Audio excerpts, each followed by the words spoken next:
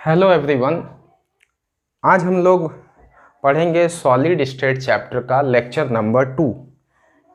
हम लोग पढ़ रहे थे पिछले क्लास में, हम लोग सॉलिड स्टेट का पार्ट 1 पढ़े थे, जिसमें पढ़े थे टाइप्स ऑफ सॉलिड को दो टाइप्स हम लोग बताए थे मेनली, वो था crystalline solid and amorphous solid. आज हम लोग जो पढ़ेंगे वो पढ़ेंगे उसी का लेक्चर नंबर 2 पार्ट 1 का टाइप्स ऑफ क्रिस्टलाइन सॉलिड। तो मेनली क्रिस्टलाइन सॉलिड को 4 टाइप्स में डिवाइड किया गया है। जो पहला टाइप्स होगा वो होता है आयोनिक सॉलिड। दूसरा टाइप जो होगा वो होगा मॉलिक्यूलर सॉलिड। थर्ड टाइप जो होगा वो होगा covalent solid. And fourth type जो होगा वो उसको बोलते हैं मेटालिक सॉलिड। ये सब जो टॉपिक है ये सब का बेसिक मीनिंग हम लोग को पढ़ना है, बहुत ज़्यादा डिटेल्स में नहीं जाना है। In terms of constituent particle और बाइंडिंग फोर्स हम लोग को इसका स्टडी करना है। आयंस बोलने का मतलब है कि अगर हम NaCl का बात करें, हमारे पास सपोज एक NaCl का सॉलिड है, ये हम NaCl का क्रिस्टल बना रहे हैं। इस NaCl क्रिस्टल में जो कंस्टिट्यूएंट पार्टिकल है वो देखो, एक Na+ होगा, दूसरा Cl-, फिर Na+, फिर Cl-, फिर Na+, फिर Cl-, Na+, Cl- and so on, इस तरीके से होगा। तो इसमें जो कंस्टिट्यूएंट पार्टिकल है ये आयंस है और अपोजिटली चार्ज आयंस है, और इनके बीच जो फोर्स ऑफ अट्रैक्शन है, फिजिक्स में हम लोग पढ़ते हैं कि अपोजिटली चार्ज के बीच जो फोर्स ऑफ अट्रैक्शन होता है that is called electrostatic force of attraction. तो वैसे सॉलिड जिसके कंस्टिट्यूएंट पार्टिकल आयंस होंगे एंड द बाइंडिंग फोर्स, जो दो एटम को बांध के रखा है, बाइंडिंग फोर्स वो होगा electrostatic force of attraction called ionic solid. लिखिए डेफिनेशन पहले। हाँ, तो आयनिक सॉलिड वैसे सॉलिड होते हैं, हम बताएं अभी, वैसे सॉलिड जिसमें कंस्टिट्यूएंट पार्टिकल्स आयंस होंगे। आयंस में क्या होंगे? Cation and anion. और जो बाइंडिंग फोर्स है वो होगा इलेक्ट्रोस्टैटिक फोर्स ऑफ अट्रैक्शन। ऐसे सॉलिड को हम लोग बोलते हैं आयोनिक सॉलिड। अगर हम इसका एग्जांपल का बात करें तो NaCl होगा, KCl होगा, MgCl2 होगा। ठीक है, जल्दी से लिखो।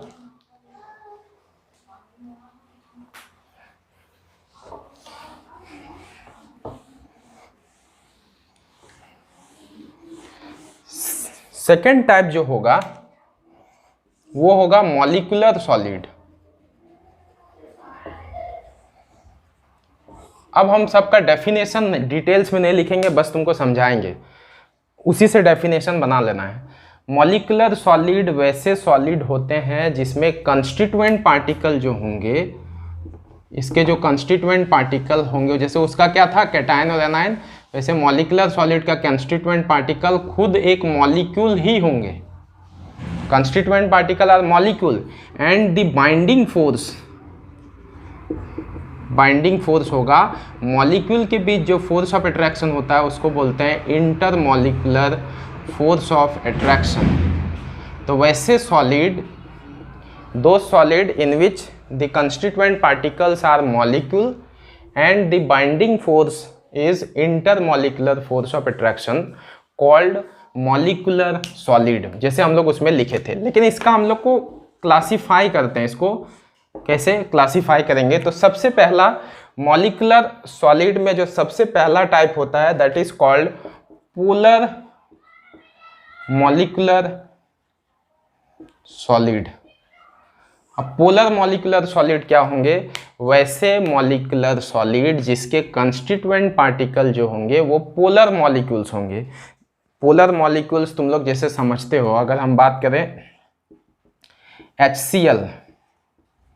HCl में 11th क्लास में तुम लोग पढ़े होगे कि Cl का इलेक्ट्रोनेगेटिविटी हाइड्रोजन से ज़्यादा है, इसीलिए इसमें नेगेटिव पोल जनरेट होता है, इसमें पॉजिटिव पोल।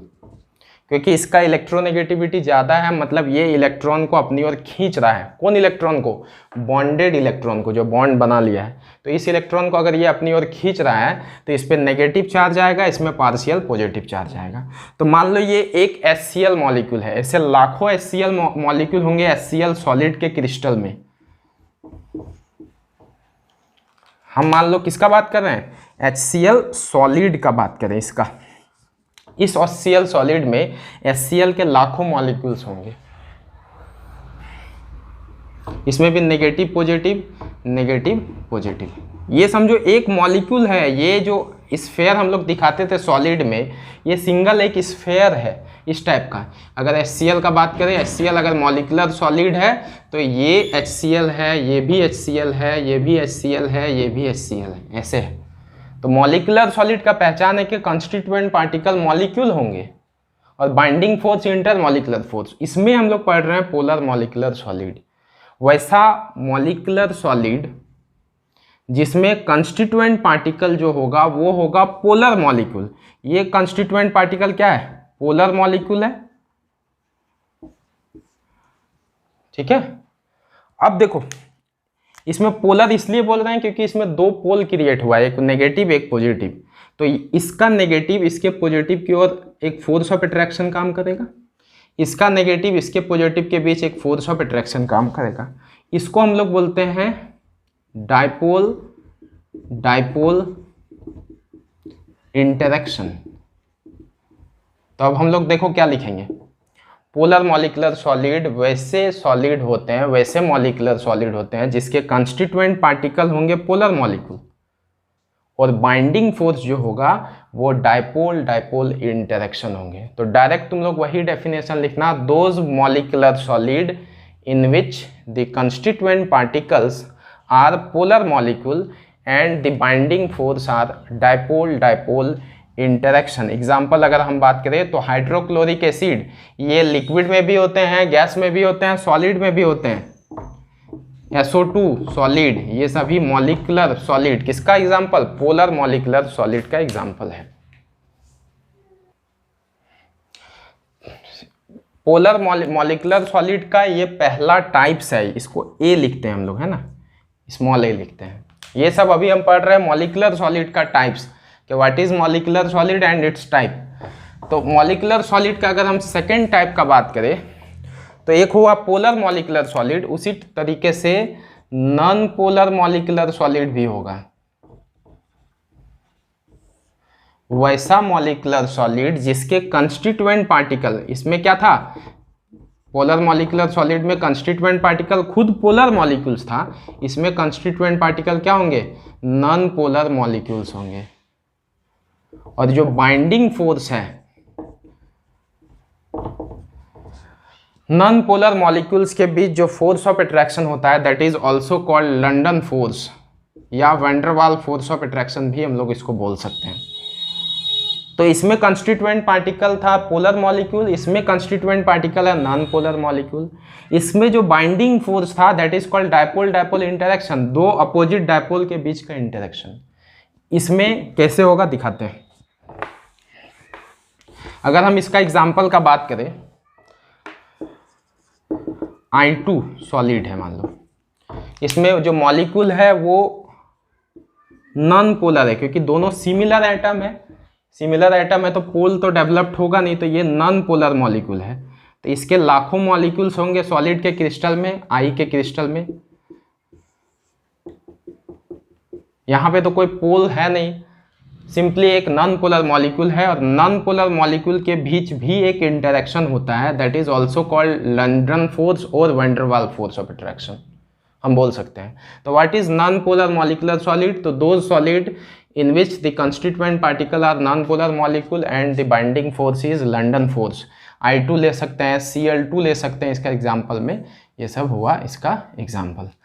थर्ड जो होगा, ये जल्दी से लिखो, C जो होगा वो होगा हाइड्रोजन बॉन्डेड मॉलिकुलर सॉलिड। ये टाइप्स है मॉलिकुलर सॉलिड का ही। तो what is hydrogen bonded molecular solid? तो पहले हम लोग को ये समझना है, हम लोग 11वीं क्लास में पढ़े थे कि हाइड्रोजन बॉन्ड कौन बना सकता है। हाइड्रोजन बॉन्ड का कंडीशन बहुत सारा था, जिसमें से जो मेन कंडीशन था कि हाइड्रोजन अगर इन तीनों इलेक्ट्रोनेगेटिव एटम में से किन्हीं एक से अगर जुड़ा हो, अगर हाइड्रोजन या तो फ्लोरीन से या ऑक्सीजन से या नाइट्रोजन किन्हीं एक के साथ जुड़ा हो, तो हम लोग बोलते हैं हाइड्रोजन बॉन्ड वो मॉलिक्यूल बनाएगा। Hydrogen is attached with FON। जैसे H2O, अगर H2O का बात करें तो तुम देखोगे वाटर के ये एक मॉलिक्यूल है, माइनस होगा ये प्लस होगा, ये तुम लोग भी जानते हो। ऑक्सीजन ज़्यादा इलेक्ट्रोनेगेटिव है हाइड्रोजन के कंपेयर में, इसीलिए ऑक्सीजन में नेगेटिव चार्ज, इसमें पॉजिटिव चार्ज। मान लो ये एक वाटर का मॉलिक्यूल है, दूसरा वाटर का मॉलिक्यूल ऐसा है, तीसरा भी हम ऐसा ले रहे हैं। पॉजिटिव नेगेटिव तो इलेक्ट्रोनेगेटिविटी डिफरेंस के वजह से आता है। तो तुम देखो हाइड्रोजन जुड़ा हुआ है ना ऑक्सीजन से, या अगर हम बात करें HF का, देखो तो हाइड्रोजन किससे जुड़ा हुआ है, फ्लोरीन से। फ्लोरीन ज़्यादा इलेक्ट्रोनेगेटिव है, इसीलिए इसमें नेगेटिव, इसमें पॉजिटिव, इसमें नेगेटिव, इसमें पॉजिटिव, इसमें नेगेटिव, इसमें पॉजिटिव। तो देखो हाइड्रोजन जुड़ा हुआ है ऑक्सीजन से, हाइड्रोजन जुड़ा हुआ है फ्लोरीन से। तो इन दोनों के बीच इसका नेगेटिव इसके पॉजिटिव के साथ एक बॉन्ड बनाएगा, एक्स्ट्रा कोवलेंट बॉन्ड। इसके नेगेटिव इसके पॉजिटिव के साथ एक बॉन्ड बनाएगा। इसको भी हम लोग बोल सकते हैं डायपोल डायपोल इंटरेक्शन। एक का नेगेटिव डायपोल पॉजिटिव के डायपोल से इंटरेक्ट हो रहा है, लेकिन ये एक special type of dipole dipole interaction है, that is also called hydrogen bond. ये सभी हाइड्रोजन बॉन्ड होते हैं। पहला तो ये समझ लो कि हाइड्रोजन बॉन्डेड मॉलिक्यूलर सॉलिड में जनरली हाइड्रोजन बॉन्ड प्रेजेंट होगा, किसमें, बाइंडिंग फोर्स में। तो अगर हम इसका डेफिनेशन का बात करें, हाइड्रोजन बॉन्ड का पहले तो ये कंडीशन होता है, ये हम लोग 11वीं क्लास में पढ़े थे, ठीक है। तो अगर हम इसका डेफिनेशन का बात करें कि what is hydrogen bonded molecular solid, तो वैसा सॉलिड जिसके कंस्टिट्यूएंट पार्टिकल, इसके जो कंस्टिट्यूएंट पार्टिकल होंगे वो वैसे मॉलिक्यूल होंगे जिसमें हाइड्रोजन के साथ FON जुड़ा होगा। Molecule in which hydrogen is attached with fluorine, oxygen या नाइट्रोजन, किसी एक के साथ जुड़ा होगा। जैसे H2O में हाइड्रोजन ऑक्सीजन के साथ जुड़ा हुआ है, किसी एक के साथ जुड़ा होगा, और जो बाइंडिंग फोर्स इसमें होगा वो होगा हाइड्रोजन बॉन्ड, जैसे हम लोग नीचे अभी दिखाए थे। अगर इसका एग्जांपल का बात करें तो आइस जो होगा, ice is a hydrogen bonded molecular solid because hydrogen attached है फ्लोरीन, ऑक्सीजन या नाइट्रोजन में किन्हीं एक से। HF हाइड्रोजन फ्लोराइड, ये भी सॉलिड है। These are the example of hydrogen bonded molecular solid. Next हमारा थर्ड जो है दैट इज कोवैलेंट सॉलिड। नाम से ही पता है, वैसे सॉलिड जिसके कंस्टिट्यूएंट पार्टिकल एटम होंगे, ठीक है, और जो बाइंडिंग फोर्स होगा वो कोवैलेंट बॉन्ड होगा। जो एटम जो जुड़े हुए होंगे वो कोवैलेंट बॉन्ड के थ्रू। जैसे अगर हम डायमंड या ग्रेफाइट का बात करते हैं तो डायमंड का ही बात करते हैं तो कार्बन नेटवर्क स्ट्रक्चर के थ्रू जुड़ा होता है एक दूसरे से। तो यहाँ पे डायमंड में जो कंस्टिट्यूएंट पार्टिकल है वो एटम है, खुद एटम है, और जो इसके बीच का जो बाइंडिंग फोर्स है वो कोवैलेंट बॉन्ड है ना। कार्बन मेनली कोवैलेंट बॉन्ड ही बनाता है। तो वैसे सॉलिड, वैसे क्रिस्टलाइन सॉलिड जिसके कंस्टिट्यूएंट पार्टिकल एटम होंगे और बाइंडिंग फोर्स कोवैलेंट बॉन्ड होंगे, कॉल्ड कोवैलेंट सॉलिड। ये थर्ड टाइप हुआ। एग्जाम्पल में बात करें तो डायमंड या ग्रेफाइट होगा। नेक्स्ट आते हैं मेटालिक सॉलिड। वैसे सॉलिड जिसके कंस्टिट्यूएंट पार्टिकल खुद मेटल होंगे। जैसे अगर हम आयरन का क्रिस्टल बनाते हैं, आयरन सॉलिड का बात करें तो इसके कंस्टिट्यूएंट पार्टिकल्स के, इसका जो कंस्टिट्यूएंट, ये आयरन सॉलिड है, ये मेटल है, इसके कंस्टिट्यूएंट पार्टिकल खुद मेटल ही होंगे। और जो बाइंडिंग फोर्स होगा वो मेटालिक बॉन्ड होगा। ये मेटालिक बॉन्ड एक अलग तरीके का कंसेप्ट है जिसको क्लास 12 में और 11 में बहुत ज़्यादा नहीं डिटेल्स में हम लोग जाते हैं, लेकिन मेनली मान के चलो कि दुनिया में जितने मेटल्स होते हैं वो सब एग्जाम्पल है मेटालिक सॉलिड का। जल्दी से लिखो। नेक्स्ट हम सॉलिड स्टेट का पार्ट 2 में आते हैं। पार्ट 1 यही था, what is the difference between crystalline and amorphous solid and types of crystalline solid, उतने ही पढ़ना है हम लोग को। पार्ट 2 में हम लोग अब आते हैं, नेक्स्ट हम लोग को पढ़ना है, पहला हम लोग पढ़ते हैं क्रिस्टल लैटिस, या इसी को हम लोग स्पेस लैटिस भी बोलते हैं। तो क्रिस्टल लैटिस और स्पेस लैटिस होता क्या है? हम लोग को पता है कि जो क्रिस्टलाइन सॉलिड होते हैं उसमें कंस्टिट्यूएंट पार्टिकल्स एक रेगुलर पैटर्न में अरेंज्ड होते हैं। तो जब तुम कंस्टिट्यूएंट पार्टिकल को रेगुलर पैटर्न में अरेंज करोगे तो तुमको एक डेफिनिट शेप का क्रिस्टल मिलेगा। ये अभी 2D में हम अरेंज किए, मान लो कंस्टिट्यूएंट पार्टिकल को अरेंज किए, मान लो ये आयरन सॉलिड है, इसमें कंस्टिट्यूएंट पार्टिकल आयरन एटम ही है, ये खुद इसको अरेंज जब हम किए 3 डायमेंशनल स्पेस में तो हमको एक डेफिनिट शेप का क्रिस्टल मिला। हम यहाँ पे बोर्ड में 2 डायमेंशनल ही दिखा सकते हैं, 3D नहीं दिखा सकते हैं, लेकिन बस तुमको फील करना है यहाँ पे कि जब तुम 3 डायरेक्शन में मतलब x, y और z तीनों डायरेक्शन में तुम एटम को अरेंज करो तो तुमको जो एक कंप्लीट क्रिस्टल मिलेगा, that crystal is called space lattice. मतलब when a constituent particle are arrange in regular pattern then we get a regular shape structure called crystal lattice. हाँ, तो हम क्या बोले कि when constituent particle are arranged in regular fashion in 3 dimensional space then it gives a definite shape of crystal. ये जो definite shape of crystal मिलेगा constituent particle को जब हम रेगुलर अरेंज करेंगे तो जो डेफिनिट शेप ऑफ क्रिस्टल जो मिल रहा है that is called crystal lattice और स्पेस लैटिस। इसके बाद हम लोग पढ़ते हैं यूनिट सेल, फिर हम लोग ये दोनों का टाइप्स भी पढ़ेंगे। नेक्स्ट जो हम लोग पढ़ रहे हैं वो हुआ यूनिट सेल। ये जो यूनिट सेल है ये क्रिस्टल लैटिस का ही स्मॉलेस्ट पोर्शन है। जैसे सपोज ये हमारा क्रिस्टल लैटिस है जिसमें कंस्टिट्यूएंट पार्टिकल मान लो स्क्वायर है, इसमें ऐसा है, ऐसा है मान लो सपोज, ठीक है। ये एक कंप्लीट क्रिस्टल लैटिस है जिसमें ये सभी कंस्टिट्यूएंट पार्टिकल है, या समझो ये एक घर है, ये एक दीवार है, घर है मान लो समझो। इस घर में को बनाने के लिए ये सब हमको ब्रिक चाहिए, ये ईंट है, ये ब्रिक है समझो। तो ये ब्रिक सबको बार बार हम हर डायरेक्शन में रिपीट किए तब जाके कंप्लीट घर बन गया हमारा। तो अगर हम इस पूरे को स्पेस लैटिस माने, क्रिस्टल लैटिस माने, तो ये जो छोटा छोटा पार्ट है जिसको रिपीट करके ये पूरा होल क्रिस्टल लैटिस बना है that is called unit cell.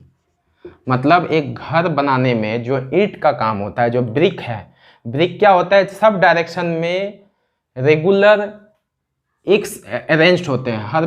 तो ये जो स्मॉलेस्ट पोर्शन है किसी भी क्रिस्टल लैटिस का that is called unit cell. मतलब यूनिट सेल क्या है, तो the smallest portion of crystal lattice, crystal lattice का सबसे smallest portion which when repeated over and again in different direction. तुम डिफरेंट डायरेक्शन में इसको रिपीट करो तो तुमको एक कंप्लीट क्रिस्टल लैटिस मिल जाएगा that is called unit cell.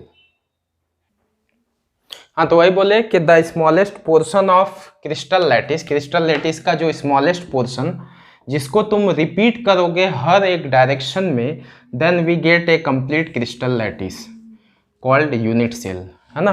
हम लोग यूनिट सेल अभी पूरे चैप्टर में ही पढ़ना है यूनिट सेल के बारे में, तो ये सब अभी पढ़ते रहेंगे हम लोग। इसको जल्दी से लिखो। अब अगर हम बात करें यूनिट सेल का पैरामीटर्स का, पैरामीटर्स ऑफ यूनिट सेल, है ना। तो 12th क्लास में जो हम लोग का यूनिट सेल पढ़ना है वो मेनली पढ़ना है क्यूबिक यूनिट सेल। हालांकि डिटेल्स में क्यूबिक यूनिट सेल का ही स्टडी करना है, ऐसे यूनिट सेल बहुत टाइप के होते हैं, वो सब हम लोग पढ़ेंगे। तो मेनली हम लोग को जब क्यूबिक यूनिट सेल पढ़ना है तो हम सिर्फ क्यूबिक यूनिट सेल का ही तुमको पैरामीटर बताते हैं कि ये यूनिट सेल किस किस चीज़ से, मतलब इस यूनिट सेल में कितने कॉर्नर है, कितने एज सेंटर है, कितने फेस है, ये सब हम लोग बात करेंगे। तो क्यूबिक यूनिट सेल हम लोग को मेनली 12 क्लास में स्टडी करना रहता है। तो अगर हम इसमें बात करें कॉर्नर का, तो इसमें टोटल देखो 1 2 3 4 5 6 7 और 8, देखो टोटल 8 कॉर्नर है, ठीक है।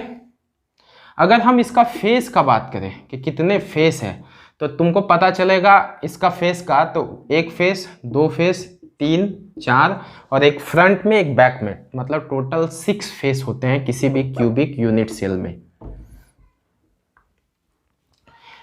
एज का बात करें, एज मतलब होता है किनारा।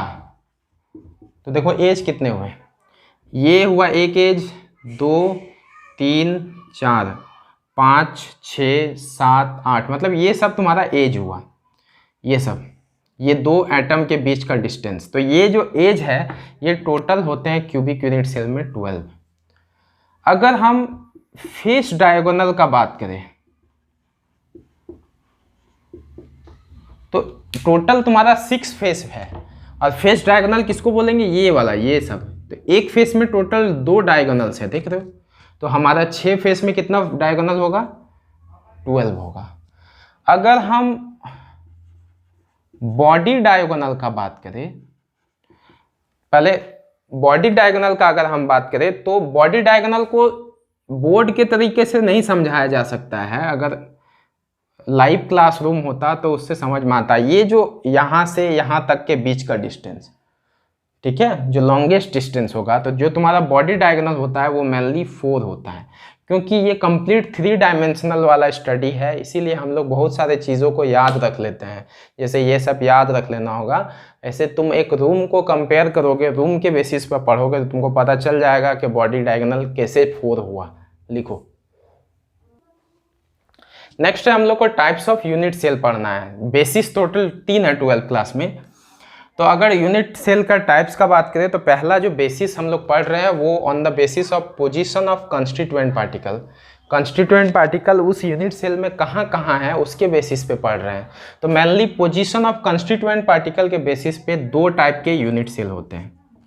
एक होते हैं प्रिमिटिव यूनिट सेल, एक होते हैं non primitive unit cell. Primitive unit cell वैसे यूनिट सेल होते हैं, हम फिर से बोल रहे हैं 12 क्लास में सिर्फ क्यूबिक यूनिट सेल पढ़ना है, इसीलिए हम क्यूब का ही बात करें। मान लो ये एक यूनिट सेल है, तो ये प्रिमिटिव कब होगा, जब कंस्टिट्यूएंट पार्टिकल सिर्फ कॉर्नर में प्रेजेंट होंगे। अगर किसी यूनिट सेल में कंस्टिट्यूएंट पार्टिकल सिर्फ कॉर्नर में प्रेजेंट हो, only at corner, then it is called primitive unit cell। मतलब those unit cell in which the constituent particle are present only at corner। Non primitive उसको बोलते हैं जिसमें constituent particle corner में तो होंगे ही। जैसे मान लो ये हमारा एक यूनिट सेल है, कंस्टिट्यूएंट पार्टिकल तो कॉर्नर में होगा ही, सब यूनिट सेल में होते हैं। कॉर्नर के साथ साथ अदर बॉडी पार्ट में भी होंगे। जैसे मान लो फेस में मिल गया तुमको, फेस सेंटर में मिल गया, बॉडी सेंटर में मिल गया। तो वैसे यूनिट सेल जिसमें कंस्टिट्यूएंट पार्टिकल कॉर्नर के साथ साथ अदर बॉडी पोर्शन में भी होंगे। यूनिट सेल के अदर बॉडी पोर्शन जैसे फेस हुआ, एज हुआ, बॉडी हुआ, कहीं भी मिलेगा।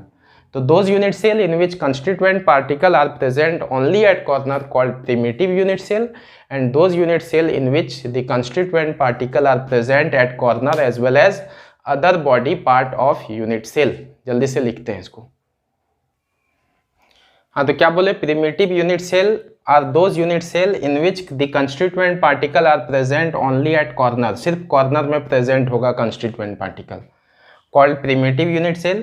and those unit cell in which the constituent particle are present at corner as well as any other body part of unit cell। unit cell का कोई दूसरे पार्ट में भी प्रेजेंट होगा। जैसे अगर हम बात करें नॉन प्रिमिटिव का, तो ये हमारा एक क्यूबिक यूनिट सेल है। इसमें नॉन प्रिमिटिव कब होगा, जब कंस्टिट्यूएंट पार्टिकल कॉर्नर में तो होगा ही, साथ ही साथ अदर बॉडी पार्ट में लाइक फेस सेंटर में हो जाए या बॉडी सेंटर में कहीं भी हो जाए। जल्दी से लिखें।